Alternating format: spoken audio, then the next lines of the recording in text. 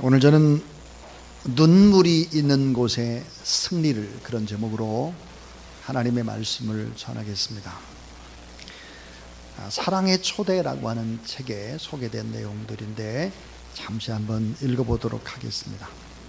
1972년 초였습니다. 그때까지만 해도 우리나라는 필리핀이 동경의 대상일 정도로 너무 가난했던 시절이었습니다. 당시 외국인 회사에 근무하고 있던 저는 본사의 연수를 받기 위해서 난생 처음으로 출국해서 네덜란드의 암스테르담에서 30여 개국의 젊은이들과 함께 2달 이상을 합숙하며 지냈습니다. 그 많은 젊은이들 가운데 일본과 태국에서 온 청년들을 제외하고는 대한민국이라는 나라를 아는 청년은 없었고, 특별히 백인들은 단 한 사람도 우리의 조국을 알지 못했습니다. 영국 청년도, 미국 청년도, 유럽 청년들도 모두 대한민국을 몰랐습니다. 하루는 브라질 청년이 주머니 속에서 수첩을 꺼내든지 지도가 인쇄된 페이지를 펴더니 대한민국이 어디냐고 물었습니다. 손가락으로 여기! 라고 가리키던 제가 깜짝 놀랐습니다. 새끼 손톱보다 작은 한반도의 한국이라는 이름은 아예 기재되어 있지를 않았습니다. 그 대신 한반도와 일본 사이에 재팬이라고 적혀 있었습니다. 누가 보아도 지구상에 대한민국은 없고 그것은 일본이었습니다. 불과 40여 년 전 지구 반대쪽에 있는 한국을 아는 사람도 지도도 만나보기가 어려웠습니다. 연수 중에 지리 시간이 되었습니다. 한 청년이 강사에게 오늘은 살아있는 지리 공부를 하자고 제안을 했습니다. 강사가 그 말에 의미를 묻자 청년이 대답했습니다. 이 자리에는 우리들이 전혀 알지 못하고 이름도 듣지 못한 그런 나라에서 온 청년이, 2청년이 있으므로 그를 통해서 미지의 2 나라를 배우자는 것이었습니다. 그 제안에 청년들도 모두 다 박수로 환호를 했습니다. 그가 말한 2 나라는 아프리카의 짐바브웨와 한국이었습니다. 강사는 짐바브웨의 청년과 저의 동의를 구했고 그 즉시 살아있는 지리 공부가 시작이 된 것입니다. 먼저 짐바브웨의 청년이 집중 포화를 맞았습니다. 너희 나라는 TV가 있느냐, 냉장고가 있느냐, 학교 교육은 제대로 되고 있느냐, 하루 3끼 밥은 먹고 있느냐, 너는 얼마나 운이 좋으면 외국인 회사에 취직됐느냐. 거의 모든 질문이 마치 동물원의 원숭이 놀리는 듯한 내용이었습니다. 짐바브웨의 청년은 자기 나라에도 TV가 있다, 냉장고가 있다, 얼마든지 있다, 교육제도도 좋다, 우수하다, 흥분된 표정과 목소리를 열변을 토할 때마다 그가 흥분하면 할수록 백인 청년들은 더 즐거워 박수를 쳐대고 웃었습니다. 그러나 저는 전혀 웃을 수가 없었습니다. 잠시 후면 제가 그들의 놀릴감이 될 것이 너무나 뻔했기 때문입니다. 뭔가 방도를 찾아야만 했습니다. 이윽고 저의 자리가 되었습니다. 저는 강사의 양해를 구한 뒤 청년들의 질문을 받기 전에 제가 먼저 대한민국에 대한 간략한 설명을 하겠습니다. 허락해 주십시오.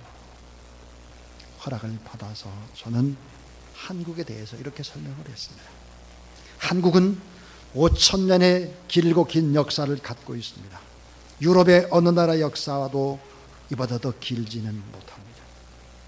신라, 고구려, 조선의 역사는 각각 1000년과 500년씩입니다. 유럽의 어느 왕조도 이렇게 오래도록 지속된 경우는 없습니다. 오늘날 일본이 세계적으로 자랑하는 일본의 문화는 일본의 문화가 결코 아닙니다. 거의 모두 우리 선조들이 전해준 문화입니다. 문명에 꽂힌 인쇄술, 세계 최초의 금속 활자본이라고 주장을 하는 독일의 구텐베르크보다 우리가 먼저 금속 활자를 사용했습니다. 한국은 세계 최초로 철갑선인 거북선을 만들었습니다. 그리고 제가 지금 살고 있는 서울은 인구 600만 명에 살고 있고 도시의 길이와 폭이 약 400km의 대도시로서 이곳 암스테르담의 약 10배보다 더 큰 규모입니다. 이제 한국에 대해서 질문하시기를 바랍니다. 처음에 장난결연 표정으로 제 말을 듣던 청년들이 표정이 달라지기 시작했습니다. 그 누구도 TV가 있느냐, 냉장고가 있느냐, 이런 질문을 하지 않았습니다. 저를 놀리려고 하는 청년도 없었습니다. 한국의 역사와 문화에 진지하게 질문을 했고, 저는 성의껏 답을 해 주었습니다. 정해진 시간이 끝났을 때 그들은 살아있는 지리 공부를 할 수 있었다면서 감사의 박수를 쳐주었습니다. 그러나 저는 호텔봉으로 돌아와서 세상에서 태어나 처음으로 제가 태어난 조국 대한민국을 위해서 울었습니다. 수없이 울었습니다. 지구 반대편에 그 누구도 알아주지 않고 지도에 명기조차 되어 있지 않는 조국의 왜소함 앞에 서글퍼서 울었습니다. 그럼에도 불구하고 짐바브웨의 청년을 놀리듯 저와 제 조국을 놀려려 했던 백인들 앞에서 오히려 조국에 대한 한없는 긍지를 느꼈으니 스스로 감격스러워서 울었습니다.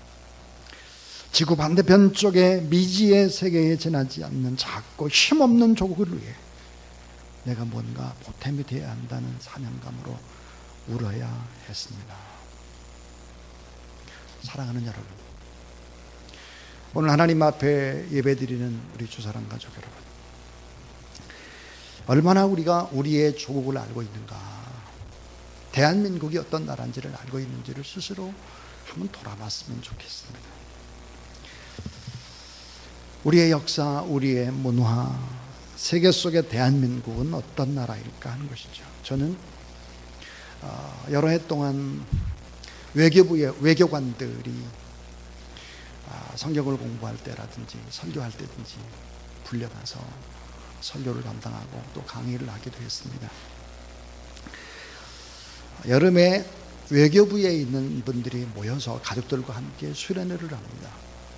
광림수도원에 가서 수련회를 진행할 때입니다. 1부는 남서울교회 홍정길 목사님이 강의를 하셨고 2부는 제가 특강을 하게 되어 있을 때입니다. 커피를 마시면서 대화하는 도중에 프랑스에서 대사로 있었던 분, 그분이 하는 얘기를 옆에서 들었습니다. 파리의 개선문을 좀 봐. 우리나라의 독립문은 그게 뭐야? 파리의 노트르담 대성당은 또 얼마나 웅장해. 우린 제일 크다는 게 고작 명동성당이야. 파리의 센 강변을 건드려봐.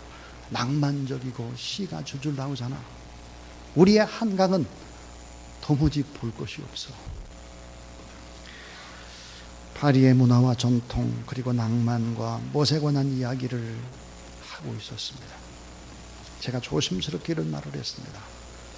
왜 파리의 개선문을 하필이면 독립문과 비교를 합니까? 자, 우리나라에는 파리의 개선문보다 장장 300년이 앞선 남대문이 있고 동대문이 있습니다. 우리의 역사가 얼마나 앞서 있는지 모릅니다. 노트르담 대성당에 비해서 400년이나 먼저 지어진 경주 불국사에서부터 석굴암에 이르는 그 엄청난 규모를 어떻게 노트르담이 따라갈 수 있겠습니까? 센 강변이 아름답습니다. 거기에 누구나 시인이 될 수 있습니다. 그러나 황혼역의 한강변을 거닐어 보았습니까? 낙조에 물든 한강 언제 바라봤습니까? 한강과 연결된 팔당과 대천과 가평과 남한강과 북한강과 아름답게 펼쳐진 산과 강과 경춘 가도와 설악으로 연결되어진 작은 강들과 이른 아침에 안개가 피어오르는 그 길, 얼마나 아름답습니까? 물 한 개 피어오르는 청평의 설악을 가보셨습니까? 센 강과 비교가 되지 않습니다. 세계 어느 나라에 가봐도 손색이 없죠. 한국에 살리면 울창하기만 합니다. 살림 국가입니다. 유럽의 어느 강보다 어느 나라보다 못지 않습니다. 이런 이야기를 나누면서 강의를 끝나고 나서 제 숙소에 들어와서 저도 많이 눈물을 흘렸습니다. 한국을 대표하는 외교관이, 대통령을 대신해서 나가 있는 외교관이 저 정도의 생각을 하고 있다면 너무나 안타까웠기 때문입니다. 여러분, 사랑하는 조국 대한민국을 위해서 지금이 울 때가 아닌가 하는 생각이 듭니다. 모든 사람들이 대한민국이 희망이 없다, 어렵다, 힘들다, 고통스럽다, 안 된다, 절망의 소리들이 이곳저곳에서 솟아나오고 있습니다. 오늘 저는 예수 그리스도께서 조국을 위해서 우셨고 영혼의 구원을 위해서 우셨고 고통하는 이웃들을 위해서 우셨는데 오늘 우리가 대한민국을 위해서 우리가 울어야 될 차례가 아닐까, 그런 생각이 듭니다.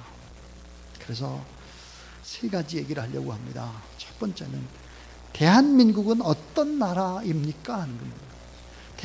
대한민국은 어떤 나라일까? 정확히 알아야 될 것 같은데 잘 모르는 사람들이 너무 많다, 이 말이. 대한민국 어떤 나라일까? 저는 선교지에 나가보면서 그런 생각이 듭니다.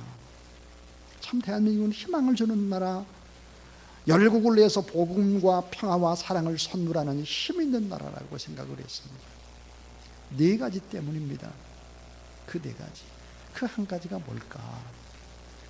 대한민국의 영토가 작은 나라가 결코 아니다 하는 것입니다. 대한민국은 큰 나라다 하는 거예요. 왜 큰 나라일까? 영토가 좁다고 우리는 생각을 하죠. 보통 생각을 하는 사람들은 한국은 남한만 10만여 평방미터라고 생각을 하죠. 남북한 합쳐서 22만이니까요.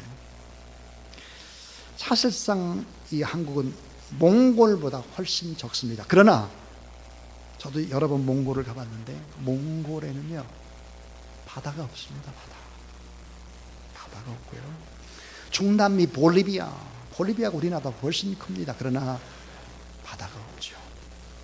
캄보디아 우리나라보다 남한의 거의 2배입니다. 그러나 바다가 있어도 너무 좁습니다. 자, 우리 한국의 영토는 한반도 남쪽만 한국의 영토가 아니다. 남한이 점령하고 있고 관계하고 있는 바다, 영해나 영공도 다 우리의 다 영토다. 이 바다라고 하는 것은 자원의 보고죠. 그러므로 보면 여러분, 바다를 다 합친다면 일본은 결코 작은 나라가 아니죠. 왜냐하면 일본은 홋카이도 북해도에서 저 밑에까지 보면 한 5,000km가 되고 주변이 다 바다죠. 영국도 마찬가지입니다. 한국은 결코 작은 나라가 아니다라고 하는 생각을 해야 할 것입니다. 두 번째 이야기입니다. 대한민국은 850만의 디아스포라가 있습니다. 850만의 디아스포라가 흩어져 있죠. 세계 180여 개국에 퍼져 있습니다. 자, 흩어진 우리의 교포들. 자, 이렇게 흩어진 절대적인 숫자를 보면 중국 화교가 많고 또 퍼센트로 보면 이스라엘 나라 사람들도 많습니다. 그러나 자세히 들여다보면 한국만이 가지는 놀라운 사실들을 발견하게 될 것입니다. 그것은 한국 디아스포라는 훨씬 더 질적으로 우수합니다. 교육으로 뛰어난 교육을 받은 사람들이 참 많죠.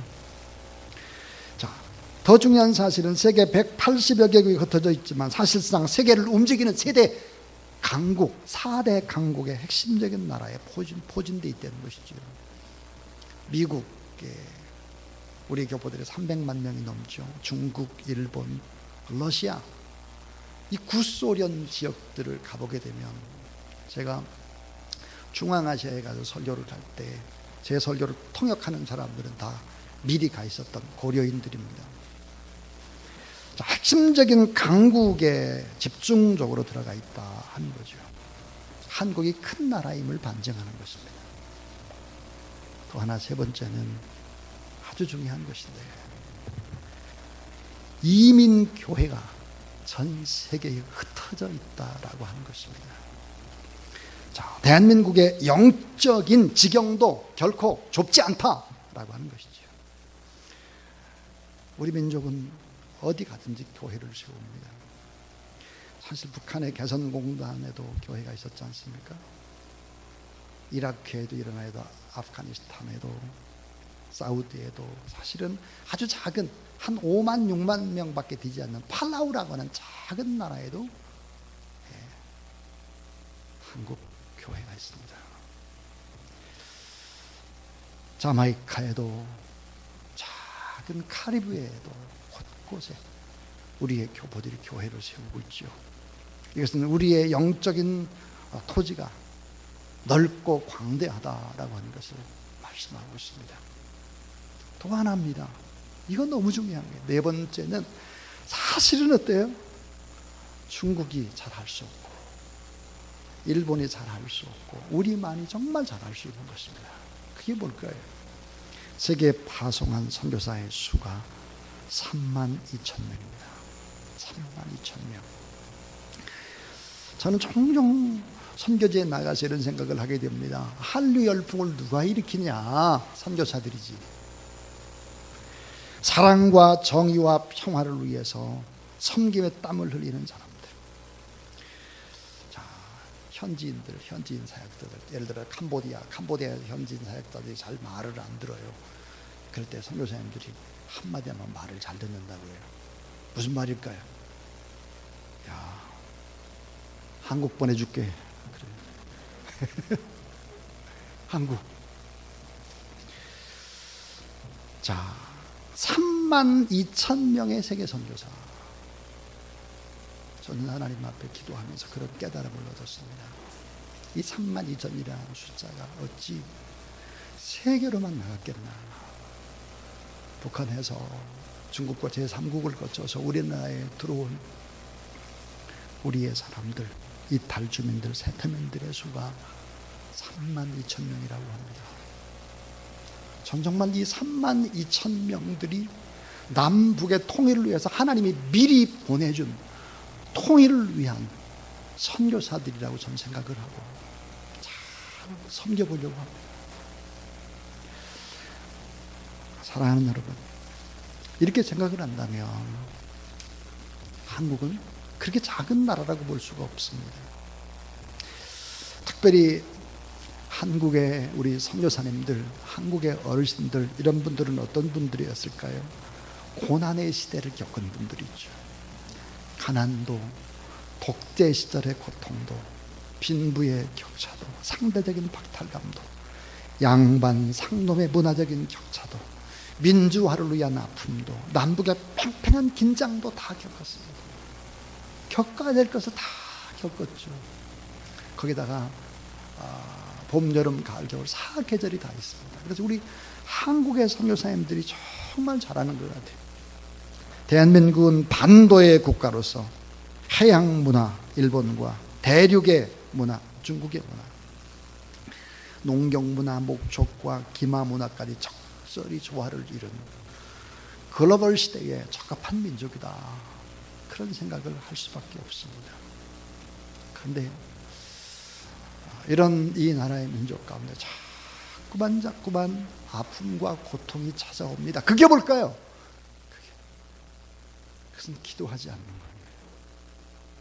눈물로 하나님 앞에 간절히 기도하는 숫자가 적어지고 있는 것이죠. 가장 큰 위기 중의 위기입니다. 신앙이 뭐 별거야, 예수 믿는 게 뭐 별거야, 적당히 살면 되지, 이런 엉뚱한 생각을 하고 있는 사람들이 늘어가고 있고, 그런 젊은이들이 늘어가고 있는 것이 고통입니다. 오늘 한국교회의 고민이 뭘까? 영적인 힘, 새벽에 뜨겁게 기도하고 철야하고 하나님 앞에 부르짖었던 그 영성이 미국에 없던 영성, 한국에만 있었고 중국에 없고 일본에 없고 선진국에 없었던 우리만이 가지고 있는 고유한 영적인 야성들이 점점 좀 사라지는 것이 가장 큰 걱정이죠. 자, 오늘 누가복음 19장 41절에 보니까 예수님께서 예루살렘에 가까이 오셔서 감람산에서 예루살렘을 바라보시면서 눈물을 흘리셨습니다. 오늘 내가 평화의 길을 알았더라면 얼마나 좋겠느냐. 그러나 지금 너는 그 길을 보지 못하는구나 그랬습니다. 예수 그리스도의 평강을 외면한 채 욕망에 눈이 멀어서 멸망으로 치닫고 있는 조국과 동족을 생각하면서 주님이 눈물을 흘렸다 하는 것입니다. 주님이 눈물을 흘렸어요. 조국을 위해서. 바울이 울었습니다. 느헤미야가 울었어요. 오늘 우리가 하나님 앞에 어떻게 해야 될까? 두 번째 이야기입니다. 두 번째는 따라하세요. 대한민국을 위하여 난 무엇을 해야 할까? 예. 대한민국을 위해 난 뭘 할까? 예수 그리스도를 믿는 나는 오늘 무엇을 해야 될까? 예수 그리스도를 믿는다라고 하는 것은 자신만이 아는 이기주의자가 되지 않고 조국을 위해, 동족을 위해, 고통하는 이웃들을 위해 눈물을 흘릴 줄 아는 자거든요. 그래서 눈물을 우리가 하나님 앞에 흘릴 수 있어야 된다. 그래서 첫 번째가 조국을 위해 우는 자가 되라. 조국을 위해. 오늘 이 본문 속에서 우리는 놀라운 사실 하나를 발견합니다. 조국에 대한 사랑, 인류를 향한 사랑과 연결되어 있음을 주님이 보여줍니다. 조국을 위해서 울어본 사람이 인류를 위해서 울 수 있고, 특별히 영혼의 구원을 위해서 울 수 있다는 거예요. 예루살렘을 보시고 눈물을 흘리셨습니다. 조국을 위해서 눈물을 흘리셨던 주님께서는 닷새 후에 또 눈물을 흘렸습니다. 닷새 후에 어디서? 겟세마네 동산에서 눈물이 빗방울처럼 떨어졌다 그랬습니다. 영혼의 구원을 위해서. 뭘까요? 조국을 위해서 우는 자가 영혼의 구원을 위해서도 울 수 있는 자입니다. 여러분, 이 시대에 가장 무서운 것이 무엇인지 아시죠? 눈물이 없는 것입니다. 저는 어제 설교 준비를 하고 있는데 새로 함께 최규춘 장로님과 잠시 전화 통화를 하게 되었습니다. 최 장로님이 이런 말씀을 하셨습니다.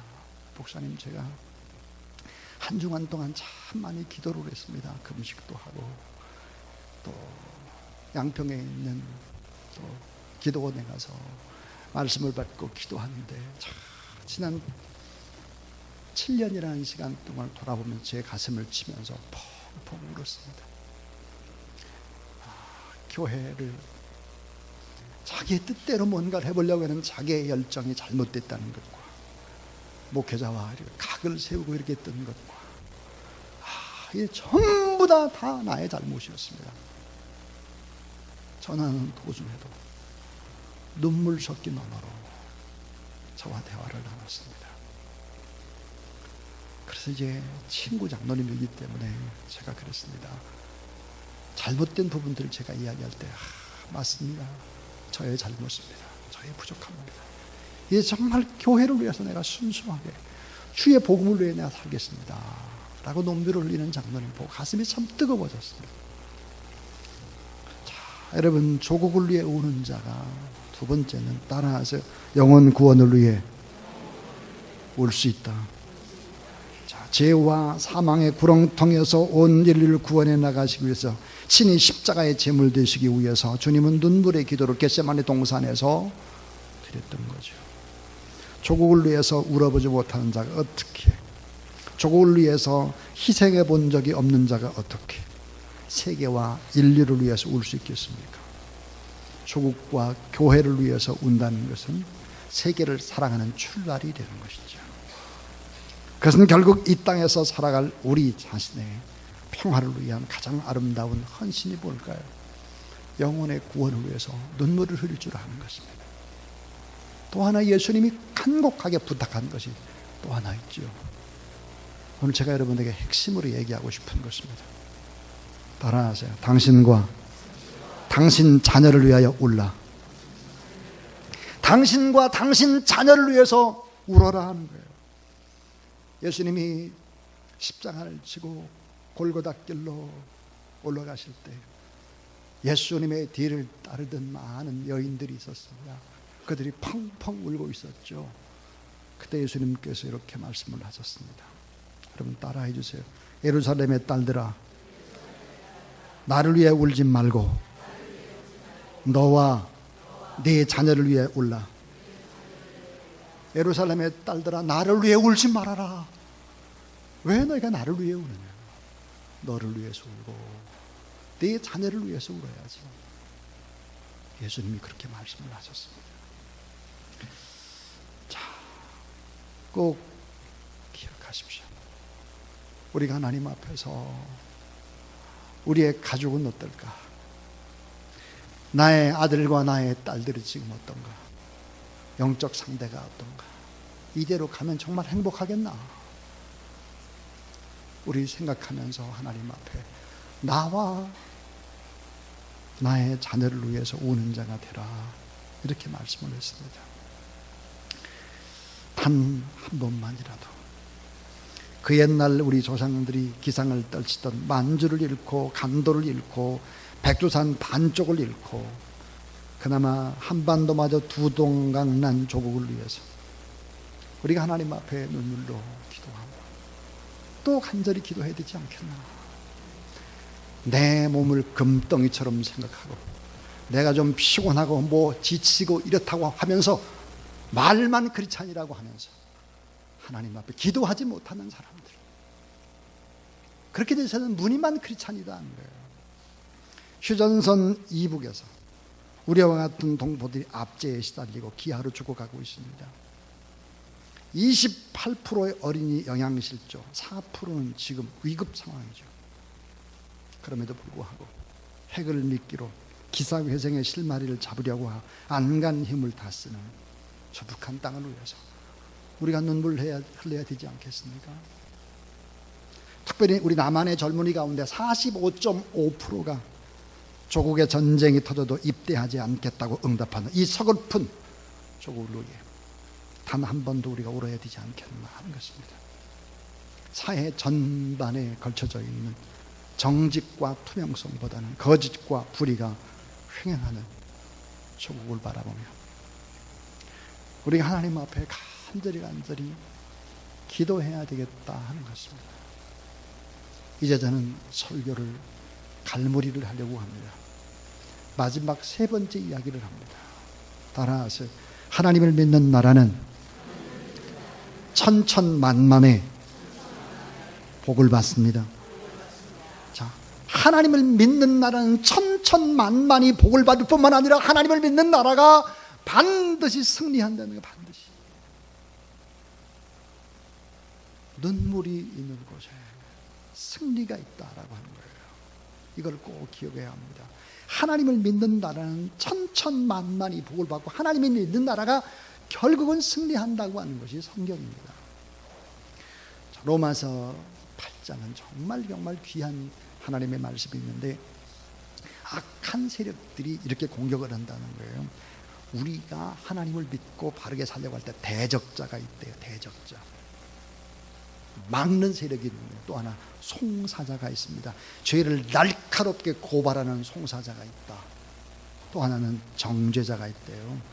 너 멸망받을 거야. 너 잘못될 거야. 너 이런 죄를 졌어. 고발하는. 그리고 정죄하는 정죄자가 있어요.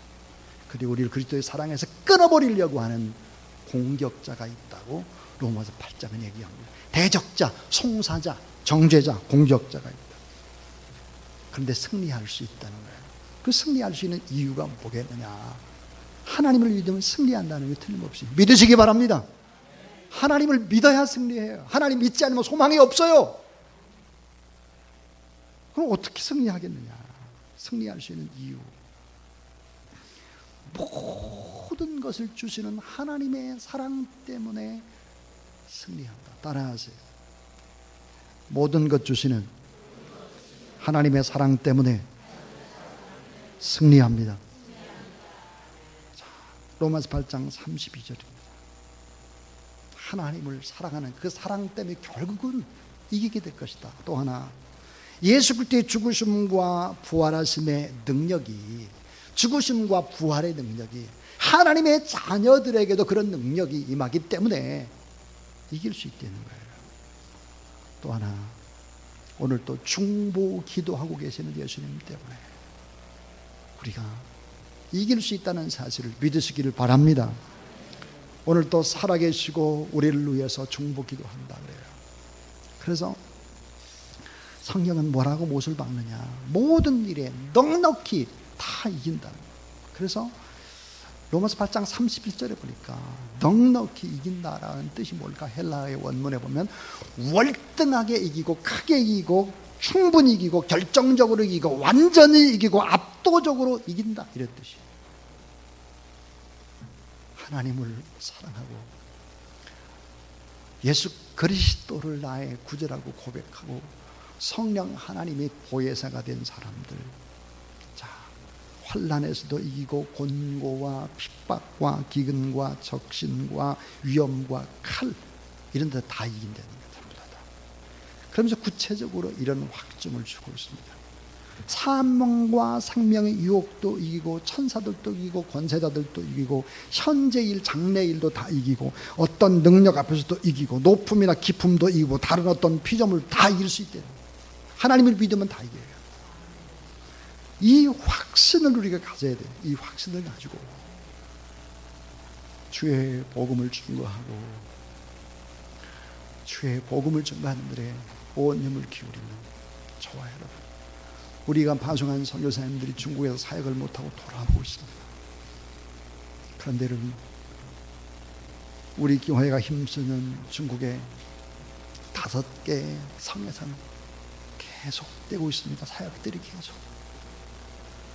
우리가 하나님 앞에서 더 많이 기도하고 기도의 공동체, 힘 있게 주님을 의지하며 나가는 저와 여러분, 우리 모두 다 될 수 있기를 주님의 이름으로 축원합니다.